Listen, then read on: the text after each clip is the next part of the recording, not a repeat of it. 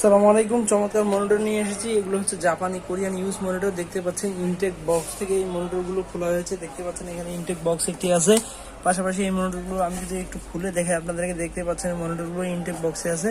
এভাবে শিপমেন্টে করে বাংলাদেশে চলে আসে। আর এগুলা মূলত আমরা মার্কেট থেকে এভাবে আপনাদেরকে ডিসপ্লে করে থাকি। এই ভালো মানের মনিটর এগুলো হচ্ছে 22 ইঞ্চি, 19 ইঞ্চি এবং 17 ইঞ্চি পর্যন্ত ভালো মানের মনিটর আছে। ডেল আছে, ফিলিপস আছে এবং হচ্ছে এনএসসি ব্র্যান্ডের মনিটর আছে। এনএসসি হচ্ছে আইপিএস এবং নন আইপিএস আছে। একুরেট কালার যারা মূলত হচ্ছে full HD accurate colour, 3D design, অ্যানিমেশনের কালারগুলো চান, পাশাপাশি অ্যানিমেশনের কাজগুলো করবেন বা একুরেট একটা কালার চাচ্ছেন গ্রাফিক ডিজাইনের, তো এই মনিটরগুলো আপনারা অবশ্যই দেখতে পারেন।